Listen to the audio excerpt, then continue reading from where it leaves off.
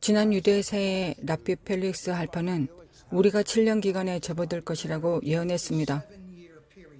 5784년은 7년 기간의 첫 번째입니다. 우리는 적응 단계에 들어섰습니다. 영적 기류 변화를 수용하십시오. 당신이 1년 동안 운둔하며 지냈다는 것이 사실입니까? 네, 시드. 저는 예전에 제가 죽었을 때 저를 만난 천사의 방문을 다시 받았습니다. 천국에서 저와 함께 있던 천사가 저의 경험의 나머지 부분을 기록해야 한다는 것을 상기시켜 주었습니다. 네, 유대의 새해가 다가오고 있습니다. 이것의 영적인 의미는 무엇입니까? 5785년은 성령님을 환영하는 해가 될 것입니다. 이날은 한 해 중 제가 가장 좋아하는 날입니다. 유대 새해는 고대 랍비들이 수세기 동안 연구해온 기묘하고 초자연적인 능력의 예언을 가진 숨겨진 메시지를 우리에게 보여줍니다. 히브리력은 의미 있는 히브리 패턴, 숫자 및 문자를 기반으로 하고 있습니다. 히브리어의 숫자 체계는 알파벳 체계와 동일합니다. 그렇습니다. 특정한 의미와 예언적 의미가 있고 성경적 시즌을 예언적으로 나타냅니다. 하나님은 성서력에 따라 행하고 계십니다. 맞습니다. 우리의 새해와 달리 첫 번째 날짜가 다릅니다. 두 번째는 무엇이 다릅니까? 네, 히브리 성서력과 민간력의 차이점이 있습니다. 대부분의 사람들이 사용하는 하나는 교황 그레고리가 1500년경에 만들었습니다. 히브리력은 주님의 초자연적 세계를 나타냅니다. 하나님은 우리가 히브리 성서력이라고 부르는 것에 따라 일하고 계신다고 저는 믿습니다. 당신은 지난 5784년에 무엇을 예언했습니까? 네, 우리가 기록한 모든 것, 주님에 의해 예언되었던 모든 것이 이루어졌다고 생각합니다. 네, 몇 가지 말씀해 주시겠습니까? 네, 5784년 동안 우리가 본 것은 정치적 사건에서 전직 대통령 트럼프까지 개인적인 그 사람이 아니라 그 당시 둘러싸여 있는 정치적 사건 등 지정학적으로, 사회적으로 기상 패턴과 재앙이 멈추지 않았습니다. 그것은 7년의 혼란의 시작이 될 1년이 되었던 것입니다. 5784년은 변칙의 한 해였을 것입니다. 많은 이상현상이 나타났습니다. 네, 변칙, 즉 이상현상이라는 단어를 설명해 주시겠습니까? 네, 변칙은 전에 일어난 적이 없는 일입니다. 전례 없는 사건입니다. 이전에 이런 사건이 없었기 때문에 역사적 참고 자료가 없다는 것을 의미합니다. 우리는 정기적으로 변칙, 이상현상이 발생하는 시대에 살고 있습니다. 이제 7년이 시작된 지난 1년이 있었습니다. 7년 동안 무슨 일이 일어날 것이라고 지난번에 말씀하셨습니까? 네, 과거의 일은 더 이상 적용되지 않을 것입니다. 이전 시절은 안개 속으로 사라질 것이고 우리는 앞으로 일어날 일들에 대하여 세상이 점점 적응하는 기간에 이르게 될 것입니다. 타락한 신세계 질서라고 불리는 세상에 대해 저는 지금 이야기하고 있습니다. 하나님의 왕국에 대해 이야기하는 것이 아닙니다. 그것은 다른 두 나라의 현실입니다. 우리가 마지막 날에 살고 있는 모든 것이 가속화되고 있는 것에 대해 지금 이야기하고 있습니다. 당신이 말한 것처럼 성경적 히브리력의 중요성으로 돌아가 보겠습니다. 왜냐하면 히브리력이 그 어느 때보다 더 관련성 있고 적용 가능한 통찰력을 오늘날 예언적으로 제공하고 있다고 믿기 때문입니다. 주어진 7년은 매년 지나갈 것이며 우리는 매년 또한 뒤돌아볼 것입니다. 전에 일어난 적도 없고 들어본 적도 없는 일이 일어나는 이상현상을 기록하게 될 것입니다. 네, 5785년 새해가 다가오고 있습니다. 로시 하샤나, 유대 새해입니다. 5785년은 성령님을 맞이하는 해가 될 것입니다. 저는 오소서 성령님, 우리는 당신이 필요합니다. 성령님, 우리는 당신이 필요합니다. 라는 말을 계속해서 들었습니다. 5785에서 5가 반복됩니다. 5는 히브리어 문자 헤이로 발음됩니다. 네, 5는 은혜를 의미하며 5가 두 개이므로 2배 은혜를 의미합니다. 저는 그것이 좋습니다. 헤이라는 문자는 또한 야이라는 이름에 2번 나옵니다. 그분의 이름에서 호흡, 숨결이라는 단어는 바람의 시즌, 성령의 시즌, 사람들의 삶에 임하는 은혜를 나타냅니다. 우리가 그것을 따르면 하나님께서 부드러운 바람, 루아흐 하코데시의 바람, 성령님이 주님의 집을 휩쓸 준비가 되어 있다고 믿고 있습니다. 저는 환상에서 보았습니다. 교회 장막, 예배처에서 오소서 성령님, 우리는 당신이 필요합니다 라고 하는 것에 대해 저는 보았습니다. 이 말이 하나님의 사람들의 마음에 새겨진 것을 보았습니다. 오소서 성령님, 우리는 당신이 필요합니다. 올해는 하나님이 성령의 능력으로 역사하시는 때입니다. 사람들이 통회하고 그분께 필사적으로 부르짖으면 그분은 거기에 계실 것입니다. 네, 당신이 약 1년 동안 은둔했다는 것이 사실입니까? 네, 제가 죽었을 때 저를 만난 천사의 방문을 받았습니다. 천국에서 저와 함께 있었던 그 천사는 저에게 처음에 쓰여진 책에서 하지 않았던 나머지 여정과 경험을 기록해야 한다고 상기시켜 주었습니다. 주님께서는 제가 천국의 천사와 지옥의 악마, 그리고 제가 경험한 지옥에 대한 모든 경험을 기록하기를 원하셨습니다. 그 책은 곧 출판될 것입니다. 지금 당장 시청자에게 도움이 될 만한 정보를 하나 알려주시겠습니까? 네, 제가 말하고자 하는 주제는 추수 때, 즉 구원에 관한 것입니다. 저는 올해 5,000명의 숫자에서 엄청난 의미를 보았습니다. 이것이 의미하는 것이 무엇인지 이해하게 될 것입니다. 5,000이라는 용어는 어떻게 생각해냈습니까? 네, 5785년에서 5,000은 성경에서 예수님이 5,000명을 먹이신 기사와 이적을 의미하는 것으로 이해하고 있습니다. 사도행전 4장에서 베드로와 요한이 복음을 전파하는데 믿는 남자의 수가 5,000이 되었다고 말합니다. 교회, 그리스도의 몸이 5,000까지 성장할 것입니다. 구원에 대한 단어, 속죄가 여기에 있습니다. 그 의미 때문에 저는 5785년이 복음 전도자의 해라고 믿고 있습니다. 당신이 그렇게 말했을 때 제가 생각했던 것이 있습니다. 저는 복음 전도자의 최고의 해를 기대하고 있습니다. 천국에서 그들이 복음 전도자의 최고의 해를 보기를 고대한다고 생각하기 때문입니다. 네, 천사가 강가에서 저에게 말을 걸었습니다. 저는 구속받은 자들을 보았을 뿐만 아니라 사랑하는 사람들이 회복되는 것을 보았습니다. 우리 자신의 삶에서는 이것이 개인적인 것이고 분명하다는 것을 이해하게 되었습니다. 초창기에 아내 보니와 저는 아이를 가지려고 노력하면서 6번이나 유산을 했습니다. 우리 아이들이 천국에 있고 천국에서 자라고 있다는 것을 볼 수 있다는 것은 매우 큰 격려가 되었습니다. 잃어버린 사랑하는 사람들이 천국에 있습니다. 저는 5785년이 복음 전도자에게 최고의 해가 될 것이라고 믿고 있습니다. 제가 첫 번째 책에서 설명하지 않은 것이 있는데 그것은 지옥에서 제가 본 것들입니다. 저는 어둠, 고통, 괴로움에 대해 그곳에서 설명하지 않았습니다. 저는 지옥을 보면서 지옥에 있는 모든 사람이 하나님의 존재를 믿는 신자가 되었다는 것을 깨달았습니다. 지옥에는 불신자가 없습니다. 사실 누군가가 죽음에서 영원한 영역으로 다리를 건너는 순간 천국과 지옥 두 가지 길만 있을 뿐입니다. 누군가가 이 땅을 떠나는 순간 그들은 즉시 신자가 됩니다. 그들은 하나님이 실제하신다는 것을 보게 됩니다. 하나님께서 그들을 위해 아들을 보내셨다는 것도 알게 될 것입니다. 그러나 그때 그것을 깨닫는다고 해도 그들이 할 수 있는 일은 아무것도 없습니다. 일생일대 가장 큰 실수를 저질렀다는 것을 알면서도 영원한 고통 가운데 있을 것입니다. 제가 이것을 이렇게 표현하는 것은 최소한의 절제된 표현입니다.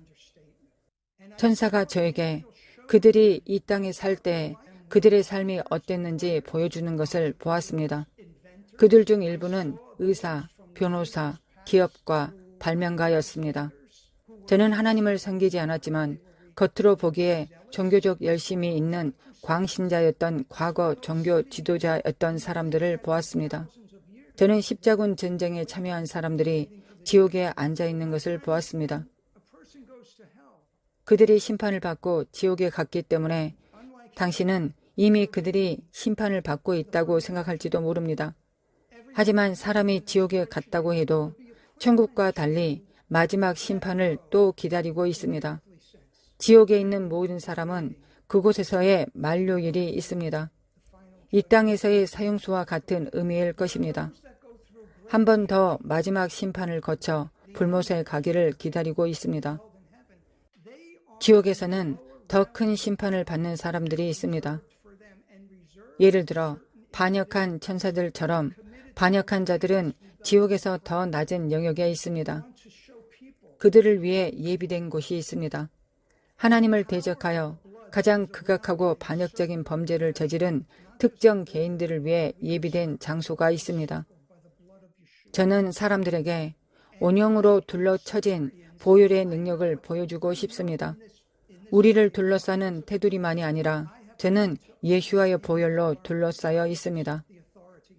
저는 이 삶에서 제 육신에서 예수와의 보혈의 권세를 이해하고 실행하는 법을 배웠습니다. 저는 이 땅에서가 아닌 다른 편에서 보혈의 능력을 경험한 적이 없습니다. 그것에 대해 생각해 보십시오. 제가 이 땅에서 가지고 있는 권세가 지옥에서 경험한 것과 같은 권세입니다. 그것은 매우 큽니다. 네, 제가 당신의 말을 이해했습니까? 당신이 지옥을 방문했을 때 타락한 신자들을 보았다는 것이죠.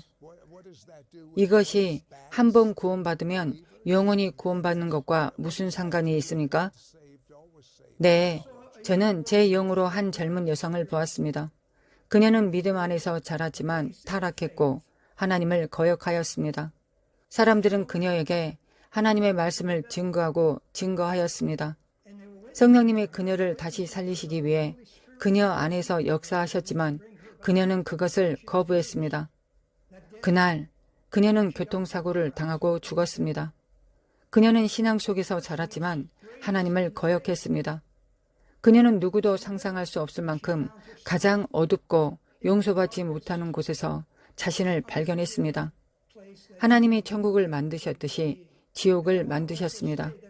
지옥에는 천국만큼이나 많은 질서가 있습니다. 하나님께서는 질서의 신이시기 때문입니다. 그분은 둘 다를 지으셨습니다.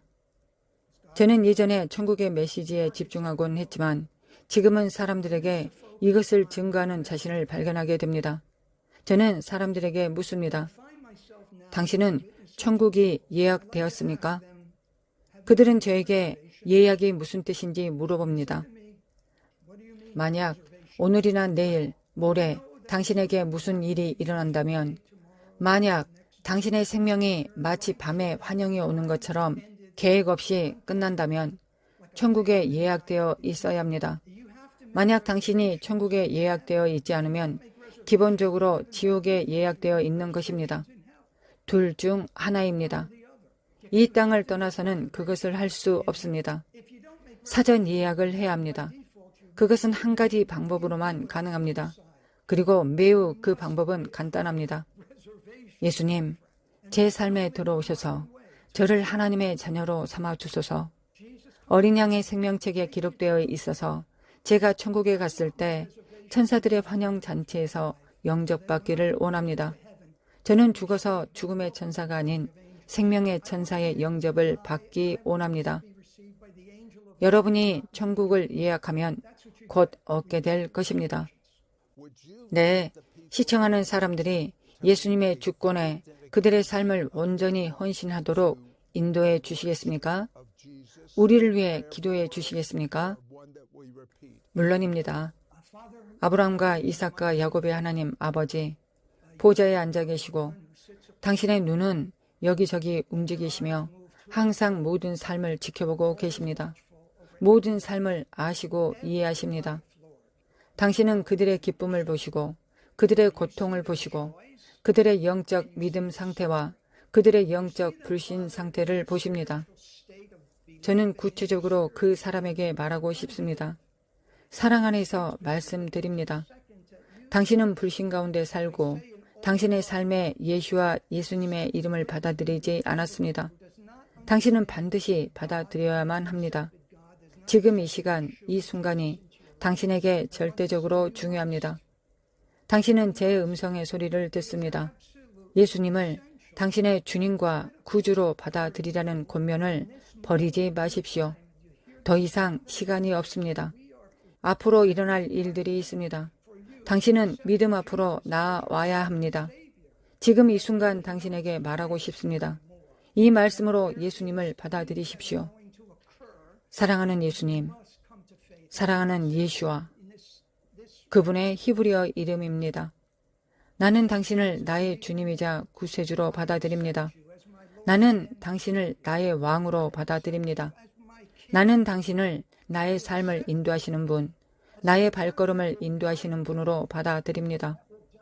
당신은 나의 영혼과 몸을 정렬시켜 의의 삶을 살도록 도우실 분이십니다. 그 믿음 안에서 당신은 선언합니다. 두려움은 없습니다. 영원한 기쁨이 있습니다. 이성적인 이해를 초월하는 평화가 있습니다. 이 평화는 세상의 것을 떨치고 끊어지게 하고 당신의 삶의 매일을 통해 하나님의 임재 안에 머물 수 있게 해줍니다. 당신은 그분을 받아들여야 합니다. 그분은 유일하신 분이시기 때문입니다. 네, 하나님을 당신의 주님으로 삼는 것 외에도 또 하나가 있습니다. 아직 하지 않았다면 저와 함께 큰 소리로 말해 주십시오. 저는 예수님을 나의 메시아, 나의 구세주, 나의 주님으로 삼습니다. 제 안에서 사십시오. 아멘. 네, 시드. 당신이 저와 같이 유대인이라면 랍비 시드, 예슈와 하마샤, 당신의 메시아, 당신의 마시아흐. 네, 그런데 예수님은 예수라고 불리지도 않았습니다. 2000년 전 이스라엘에 살았다면 그분의 이름은 방금 펠릭시의 입에서 나온 단어였습니다.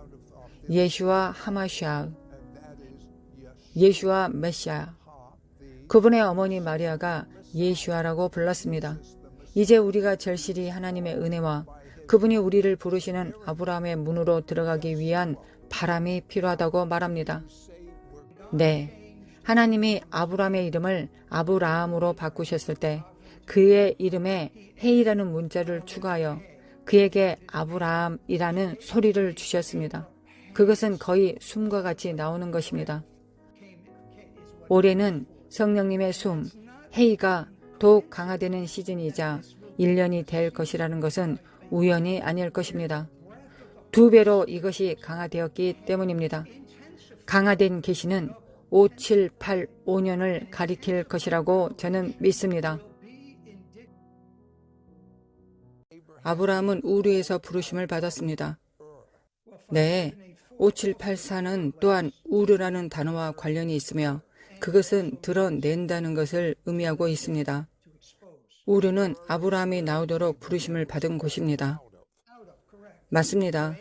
아브라함이 우르에서 약속의 땅으로 가도록 아브라함의 삶에서 아브라함의 모든 것이 드러났습니다.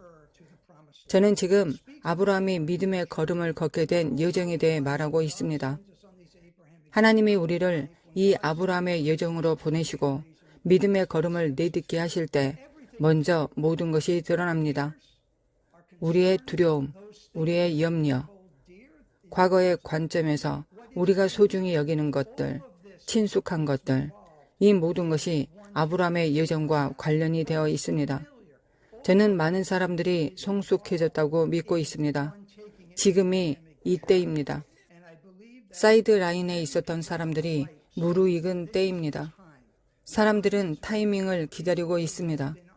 하나님이 그 사람이나 그 그룹에서 믿음의 걸음을 내딛는 것에 대해 말씀하고 계십니다. 그러나 그들에게 두려움이 있습니다.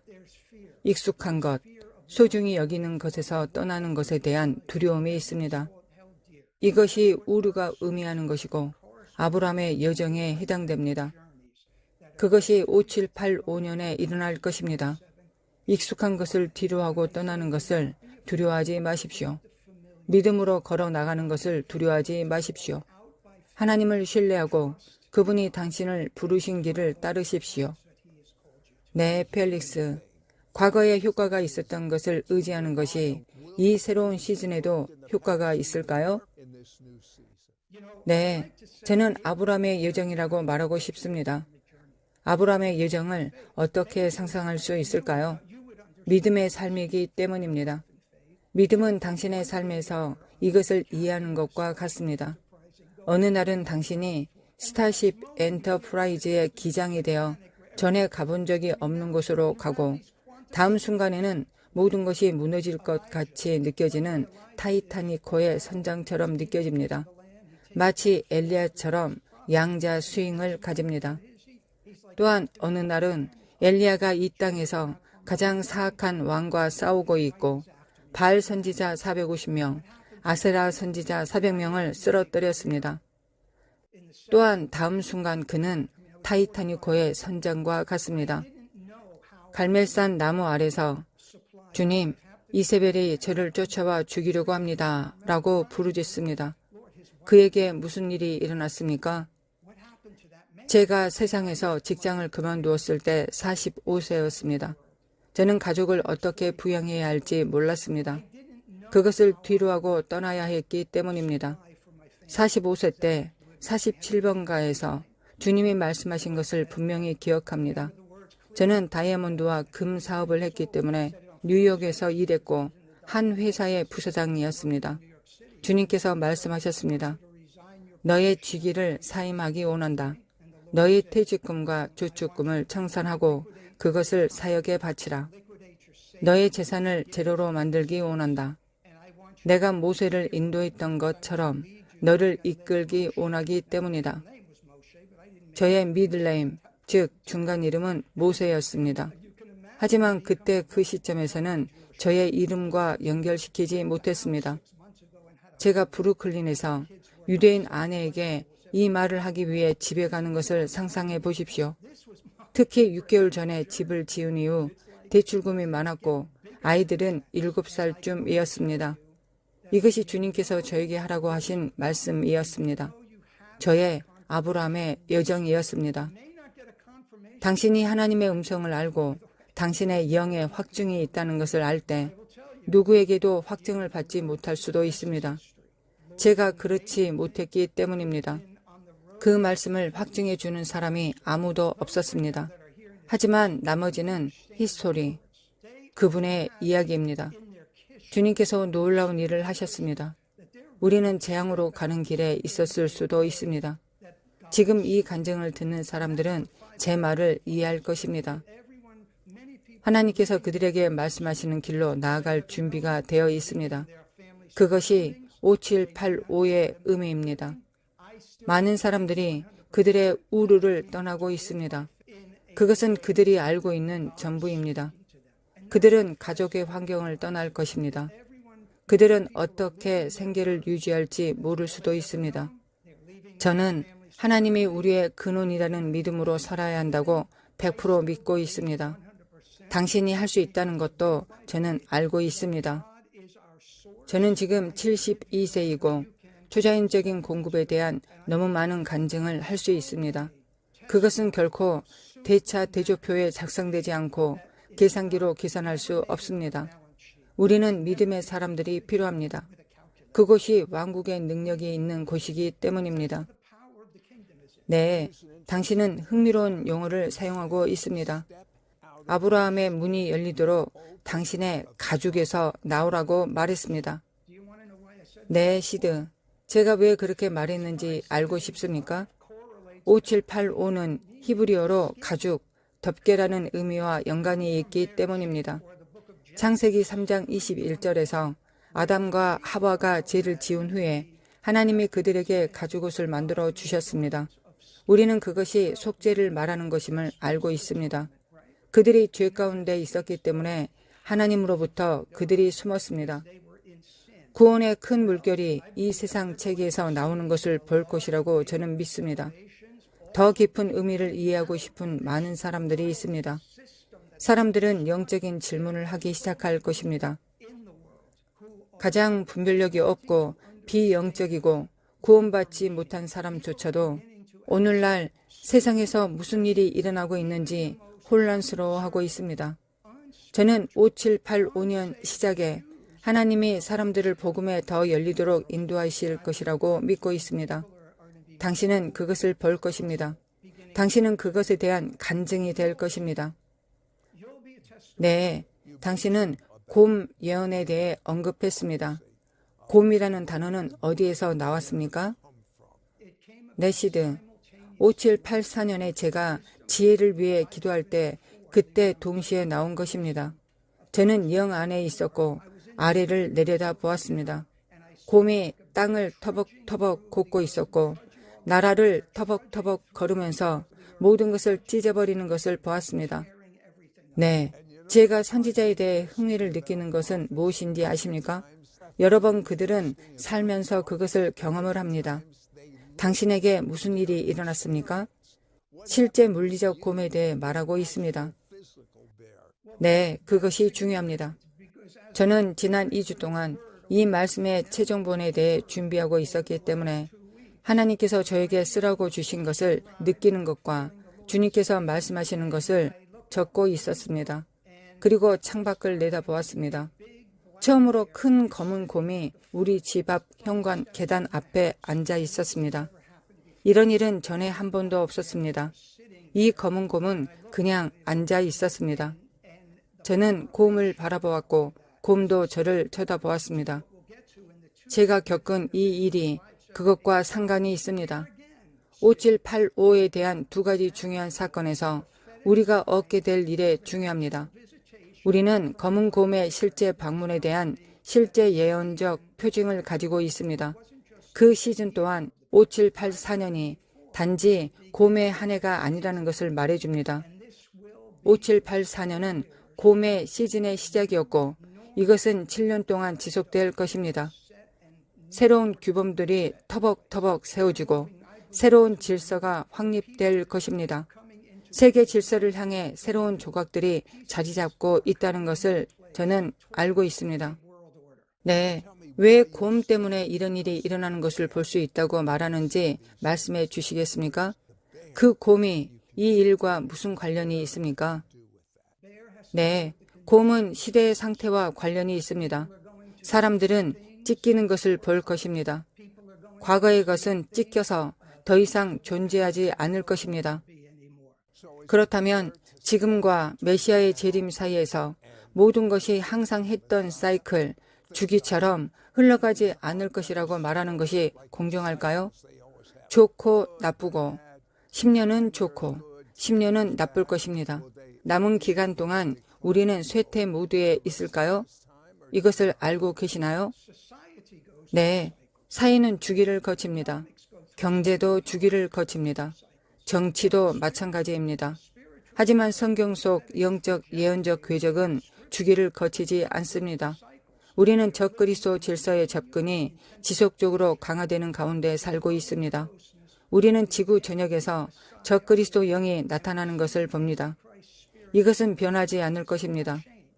그렇지만 이 사실이 우리를 우울하게 해서는 안 됩니다. 우리는 마지막 세대로 부름을 받았기 때문입니다. 문제는 사람들이 바꿀 수 없는 것을 바꾸고자 하는 것입니다. 예를 들어 어떤 사람이 의사에게 갔더니 의사가 진단을 내립니다. 그가 증상을 가지고 있기 때문입니다. 의사가 당신은 이러한 병에 걸렸다고 말합니다. 일주일 후에 그 사람이 의사에게 다시 와서 이런 증상이 있다고 또 말합니다. 의사는 또 당신이 이런 상태이기 때문에 그런 증상이 나타난다고 말할 것입니다. 오늘날 일어나고 있는 모든 일은 우리가 처해 있는 마지막 때의 부산물이거나 증상이며 그것은 하나님의 사람들을 위해 반드시 전달해야 하는 메시지입니다. 매년 우리가 이야기할 예언적 말씀이 가득 나올 때에도 그것은 낙담을 위한 말씀이 아닙니다. 하나님의 말씀은 능력의 말씀입니다. 사람들이 영적으로 해석해야 하고 영적인 문제에 정치적인 해결책으로 초점을 맞추지 않는 왕국의 능력에 대한 말씀을 하나님께서 우리에게 주고 계시는 것입니다. 그 메시지는 우리를 절박하게 만들고 부르짖게 만들 것입니다. 네, 맞습니다. 제가 말하려고 했던 것은 그들이 준비되었다는 것입니다. 하나님의 사람들은 혼란에 직면한 세상에서 살고 있으며 하나님의 사람들은 감정적으로, 영적으로 절박합니다. 그들은 지금 갈급합니다. 그들은 거룩한 하나님의 움직임을 위해 준비하고 있습니다. 다만 성령님, 저는 당신이 필요합니다. 성령님, 오소서라고 말해야 합니다. 주님이 드러낼 치유의 능력을 가져오실 것입니다. 저는 저희들이 새롭게 될 힘을 믿고 있습니다. 사람들에게는 그것이 필요하기 때문입니다. 하나님이 이와 같은 말씀을 하실 때 아버지는 그분의 자녀들의 상태를 보시고 우리가 있는 시간을 알고 계시기 때문입니다. 5785가 두 개의 해일을 가지고 있는 것은 중요한 의미를 담고 있습니다. 네, 제게 다가오는 성경 말씀이 있습니다. 너희가 세상에 있지만 너희는 세상의 일부가 아니다. 네, 맞습니다. 우리는 아닙니다. 저는 이 세상의 시민이 아닙니다. 바울은 브릿 하다샤 그 단어를 한 번 사용한 유일한 사람이었습니다. 바울은 시민권이라는 단어를 사용했습니다. 브릿 하다샤는 새 언약을 의미합니다. 네, 신약 성경에 기록되어 있습니다. 저는 여기 시민이 아닙니다. 세상의 문제는 세상의 문제일 뿐입니다. 세상의 이것들은 너희의 문제이고 내 문제가 아니라고 말할 수 있습니다. 시편 91편은 지존자의 은밀한 곳에 거주하며 전능자의 그늘 아래 사는 자라고 말합니다. 우리에게 어떤 악도 닥치지 않을 것이고 우리의 눈이 악한 자들의 형벌을 볼 것이라고 말합니다. 이 세상은 파괴되고 있고 그들은 심판을 받고 있지만 하나님의 사람들은 아닙니다. 우리 하나님의 사람들이 이 세상 질서에 너무 얽매여 있어서 자신이 하늘 왕국의 왕의 시민이라는 걸 깨닫지 못하고 있습니다. 제가 아는 것을 말씀드리겠습니다. 우리는 이스라엘 유대인들의 가장 큰 추수를 보게 될 것입니다. 세상이 본 적이 없다고 생각합니다. 메시아의 재림에 점점 더 가까워짐에 따라 하나님은 다시 한번 그분의 옛 택하신 백성들에게 자비를 베푸실 것입니다. 네, 그들에게 은혜를 허락하실 것입니다. 은혜가 무엇인지 아십니까? 하나님의 임재가 있을 때 시련이나 환난을 겪든 무엇이 있든 하나님의 기쁨을 느끼는 것입니다. 우리가 하는 모든 일에서 하나님의 임재가 있습니다. 그것이 우리가 은혜가 있다고 말하는 이유입니다. 사람들의 영혼에 평화를 가져다 줄 은혜가 있을 것입니다. 세상의 압박이 더 이상 그들을 끌고 갈 만큼 무겁지 않을 것입니다. 왜냐하면 그들의 근원이 세상에 있지 않다는 것을 이해하기 시작했기 때문입니다. 그들의 근원은 정치적 인물에 있지 않습니다. 그들의 근원은 세상의 자원에 있지 않습니다. 자원은 하나님에게서 나옵니다. 하나님의 초자연적인 임재가 문을 열어 하나님이 그들에게 제시하는 문을 통과할 수 있게 해줄 것입니다. 네, 능력에 대해 말하자면 하나님의 기적을 우리가 보게 될 것이지만 또한 그것을 확대하여 하나님의 얼굴을 구하는 시간이 되기도 할 것입니다. 맞습니다. 하나님의 사람들이 마지막 때 극장 앞자리에 앉아 무대에 연극이 연달아 나오는 것을 지켜보고 있고 여기는 내 것이 아니다 라는 것을 깨닫고 있다고 저는 믿고 있습니다. 우리는 지금 잃어버린 자들을 위해 기도할 시간입니다. 그들은 고통을 받을 것이기 때문입니다. 우리의 고통은 다를 것입니다. 우리의 고통은 안식처로 돌아오는 새로운 길을 찾는 법을 배우는 것입니다. 사람들은 성령님의 지혜가 필요합니다. 사람들은 성령님의 분별력이 필요합니다. 우리는 성령의 은사가 베풀어지는 것이 필요합니다. 우리는 기독교 세계에서 성령의 임재가 약해지고 있는 시기에 살고 있습니다. 한때 은사적 오순절주의, 성령의 운동, 성령의 은사로 특징 지어졌던 많은 운동, 교단, 교회들은 더 이상 그것을 추구하지 않고 있으며 사람들은 성령 세례라는 아주 단순한 것에서 멀어지고 있습니다. 우리는 너무 멀리 떨어져 나갔습니다. 어제 저는 10살 손자에게 세례를 주는 엄청난 특권을 누렸습니다. 손자가 저에게 와서 모든 것이 잘 되기를 원한다고 말해 주었습니다.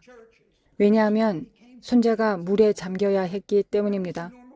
성경시대의 사람들이 구원을 받을 때 침례를 받고 물에 잠기도록 하라고 기록되어 있습니다. 바울은 항상 말했습니다. 그런데 그들은 은사를 받았습니까? 분별의 은사, 지혜의 은사, 기적의 능력, 믿음의 능력. 이것이 하나님의 왕국을 지속 가능하게 만드는 것입니다. 그렇다면 그것이 어디에서 나올까요? 지존자의 은밀한 곳과 전능자의 그늘 아래입니다. 네, 시편 91편 몇 줄만 말해도 하나님의 임재가 끌어올려지는 것 같습니다. 하나님이 여러분에게 말하라고 저에게 말씀하시는 것 같습니다. 시편 91편을 매일 개인화하여 큰 소리로 읽어야 합니다. 여러분은 그렇게 해야 합니다. 그것은 마치 생명을 유지하기 위해 물과 음식이 있어야 하는 것과 같습니다. 당신의 영혼의 물과 음식이 시편 91편입니다. 이제 당신이 살아남기 위해 꼭 필요한 것을 기도하고 싶습니다. 펠릭스 납비를 통해 하나님께서 보여주신 것은 곧 이 땅에 올 것이고 계속 강화될 것입니다. 그래서 우리는 더욱 하나님의 영으로 인도받아야 합니다. 하나님의 영으로 인도를 받으려면 바울이 말한 대로 해야 합니다. 너희가 다 방언으로 기도하기 원한다. 내가 너희 모든 사람보다 방언을 더 말한다. 방언으로 기도하려면 여러분 안에 성령님이 계셔야 합니다. 예수님을 메시아이자 주님으로 삼는 기도를 하면 그것을 여러분에게 실제가 되게 만드시는 분은 성령님이십니다. 그것은 침례나 유대인의 미크바와 같습니다. 완전히 몰입하여 잠겨야 합니다. 당신이 하나님의 영으로 넘쳐 흐르도록 기도하고 싶습니다. 거의 여러분에게 명령합니다. 제가 왜 명령한다고 말할까요? 이 기도를 하면 받을 수 있기 때문입니다. 하지만 그것은 행동으로 나타나야 되는 것입니다. 당신의 영이 있는 배로부터 큰 소리로 말하지 않고는 방언의 은사를 말할 수 없습니다. 저는 수천 명의 사람들이 성령으로 충만해져서 초자연적인 언어 혹은 성경에서 알지 못하는 방언이라고 불리우는 이 언어를 말할 수 있도록 기도했습니다. 그것은 세상에서 가장 멋진 것입니다. 당신의 믿음을 넘어서는 기도입니다. 당신의 마음은 자신이 무엇을 기도하는지 모르지만 하나님 아버지와 하나님 아들과 하나님의 성령님은 당신이 무엇을 기도하는지 정확히 알고 계십니다. 그래서 당신이 해야 하는 일은 다음과 같습니다. 다윗 왕이 한 것처럼 먼저 거룩한 손을 하나님께 들어 올리십시오. 매번 그렇게 할 필요는 없지만 보편적인 항복의 한 형태입니다. 언어로 큰 소리로 이 기도를 하기 바랍니다. 그러나 당신이 말하지 않으면 아무것도 당신의 입에서 나오지 않을 것입니다. 당신이 말해야 하는 부분이 있습니다. 당신의 배에서 말씀을 주시는 하나님의 영역이 있습니다. 당신의 배에서 나옵니다. 보십시오. 지금 누군가에게 이야기하고 있습니다. 당신은 실제로 저와 함께 기도했습니다. 전에 제가 이렇게 기도했을 때 당신은 기다리고 있었습니다. 지금 당장 제가 하라고 하는 것을 하지 않는다면 예수님이 다시 오실 때까지 기다리게 될 수도 있습니다. 큰 소리로 말하십시오. 사랑하는 예수님, 저의 구주와 저의 주님이 되어 주셔서 감사합니다. 제 안에 사심에 감사합니다. 머리 꼭대기에서 발끝까지 성령과 불러 채워주시기를 구합니다. 제가 하는 모든 말을 초자연적인 언어로 기도하게 하소서. 하나님께 경배와 찬양을 드립니다. 더 이상 언어로 기도하지 마십시오. 혀가 움직이는 대로 빨리 큰 소리로 기도하기 시작하십시오. 왜 빨리 말해야 하는 걸까요? 당신이 마음으로 생각하는 것을 원하지 않기 때문입니다. 그렇게 하면 마음을 우회할 수 있고 당신의 영에서 직접 나올 것입니다. 의지대로 시작하고 멈출 수 있습니다. 교회에서 어떤 이의 통역을 통해 할 수 있는 언어가 있지만 개인적인 기도 생활 언어도 있습니다. 이것이 쉬지 않고 기도할 수 있는 유일한 방법입니다. 바울이 말했듯이 쉬지 않고 기도할 수 있습니다. 랍비 펠릭스, 육체적 치유의 말씀을 받았습니까? 아버지, 휠체어를 타고 있는 사람, 의사의 소견서를 받은 사람, 부상을 입은 사람을 위해 기도합니다. 당신은 희망을 잃었습니다. 당신의 삶에서 다시는 걸을 수 없을 때 다리에 손을 얹고 하나님의 능력을 느끼기 원합니다. 다리의 움직임을 느껴보십시오. 발목이 움직이기 시작합니다. 발가락이 움직이기 시작합니다. 성령님의 감각을 느껴보십시오. 예수와의 피를 통해 지금 바로 성령님의 감각을 느껴보십시오. 다리에 생기가 불어 넣어지고 근육에 생기가 불어 넣어지는 것을 느껴보십시오. 휠체어에 손을 얹고 천천히 일어나서 예수와의 이름으로 다리에 힘이 생기기 원합니다. 예수와의 이름으로 그 사람이나 마비되어 기동성을 잃은 사람들에게 치유를 선포합니다. 신경과 근육의 힘과 생기를 느껴보십시오. 지금 바로 당신의 강력한 예수와의 이름으로 돌아옵니다.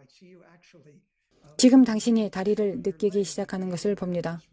당신이 지금 희망을 가지고 있기 때문입니다. 희망의 바람이 방금 당신에게 들어왔습니다. 그 희망은 믿음의 날개에 실려왔습니다. 지금 나타날 것입니다. 저는 발가락이 움직이는 것을 제 눈으로 봅니다. 일어나서 하나님께 영광을 돌리십시오. 일어나서 주님께 간증하십시오. 네, 손목에 터널 증후군이 있는 사람들이 있습니다. 지금 예수와의 이름으로 치유되고 있습니다. 모든 고통이 예수와의 이름으로 떠나갑니다. 목의 모든 불편함과 고통이 예수와의 이름으로 떠나갑니다. 귀와 관련된 모든 것이 있습니다. 하나님의 음성을 듣지 못하는 사람들이 있습니다. 귀가 예수와의 이름으로 열립니다. 자연적으로 아주 명확하게 듣지 못하는 사람들이 있습니다. 귀가 예수와의 이름으로 열립니다. 귀에서 울리는 소리가 떠나고 다시는 그 소리가 돌아오지 않습니다. 지금 등에 너무 강하게 통증이 있으면 일어나서 몸을 구부리십시오. 치유되어 바로 구부릴 것입니다. 펠릭스, 어떤 것이 더 있습니까? 네, 저는 한 사람뿐만 아니라 이것을 듣는 희망을 잃은 사람들에게 말하고 싶습니다. 여러분에게 생명을 말하고 싶습니다. 당신에게 들어오는 바람과 같은 성령님의 숨결을 말하고 싶습니다. 지금 당신의 삶으로 불어오는 바람과 같습니다. 손을 하늘로 들어 올리십시오. 당신은 예수님을 압니다. 성령으로 충만해졌습니다. 하지만 지쳤고 절망적이 되었고 더 이상 하나님을 믿지 않습니다. 하나님이 한때 하셨던 당신의 삶에서 하실 수 있는 일에 대한 상상력과 희망을 잃었습니다. 희망과 성령의 바람을 선포합니다. 지금 저와 함께 그 사람과 사람들을 위해 큰 소리로 말하십시오. 성령님, 저는 당신이 필요합니다. 오소서 성령님, 저는 당신이 필요합니다. 지금 성령님을 환영하십시오. 오소서 성령님, 저는 당신이 필요합니다. 당신의 간절함을 보여주십시오. 당신의 겸손함을 보여주십시오. 교회의 목사님은 현수막에 올려 사람들이 그것을 볼 수 있도록 해주십시오. 그들이 그것이 무엇인지 알고 초대하여 성령님을 만나도록 해주십시오. 네, 제가 말씀드리겠습니다. 지금 보고 있는 모든 분들을 위한 말씀입니다. 권위를 가지고 말할 것이니 제가 말할 때 그것을 받으십시오. 이것은 여러분을 위한 것입니다. 예수와의 이름으로 메시아에 대한 당신의 첫사랑을 새롭게 하십시오. 메시아에 대한 당신의 첫사랑을 새롭게 하십시오. 펠릭스 랍비, 히브리어나 영어로 아니면 둘 다로 모든 사람을 위해 축복해 주시겠습니까? 네, 여호와는 내게 복을 주시고 너를 지키시기를 원하며 여호와는 그의 얼굴을 내게 비추사 은혜 베푸시기를 원하며 여호와는 그 얼굴을 내게로 향하여 드사 평강 주시기를 원하노라. 히브리어로 샬롬이라는 단어는 혼돈을 만드는 권세를 파괴하는 분을 의미합니다. 이분은 오직 한 분이십니다. 예수와 하마시아, 예수 우리의 메시아는 혼돈을 파괴하고 평화를 가져올 수 있는 유일한 분이십니다. 주님의 얼굴, 하나님의 얼굴이 여러분 위에 있습니다. 세상에 기대지 마십시오. 무슨 일이 일어나고 있는지 걱정하지 마십시오. 세상의 문제를 여러분의 삶에서 분리하고 영적으로 하나님의 나라의 마음을 갖기 시작하십시오. 왕 중 왕, 만주의 주, 강력한 예수와의 이름으로. 네, 한 가지 더 말씀드리자면 그들의 삶의 모든 영역에서 포로가 된 자들에게 구원을 선포해 주시기 바랍니다. 당신이 말한 기도를 부탁드립니다. 샬롬, 지금 구원을 위해 그것을 기도해 주십시오. 네, 샬롬의 능력은 하나님, 예수와의 보혈에서만 나옵니다. 당신의 삶에 샬롬을 선포합니다. 이는 모든 악마가 도망가고 모든 억압이 도망가는 것을 의미합니다. 모든 정사와 모든 허약함이 예수와의 이름으로 떠나감을 의미합니다. 샬롬, 평화는 치유를 의미합니다. 평화는 마음의 건강을 의미합니다. 평화는 우리의 존재 전체가 살아계신 하나님의 임재로 만져진다는 것을 의미합니다. 샬롬을 선포합니다. 당신이 악마의 정사와 싸워왔다고 저는 생각합니다. 지금 바로 주님께 말씀드리고 싶습니다. 하나님의 샬롬에 감사합니다. 예수와의 피가 제 삶에 흘린 샬롬에 감사합니다. 아멘, 아멘. 네, 한 가지 더 말씀드리겠습니다. 시편 91편을 개인화하여 매일 큰 소리로 읽으십시오. 예수와의 이름으로 아멘, 아멘. 마지막으로 이것을 읽기를 기도합니다. 주님께서 시편 20편 5절을 주셨습니다. 우리가 너의 승리로 말미암아 개가를 부르며 우리 하나님의 이름으로 우리의 깃발을 세우리니 여호와께서 내 모든 기도를 이루어 주시기를 원하노라. 그것은 5785년에 시작될 약속과 공급입니다. 해피 로시 하샤나, 해피 뉴 이어.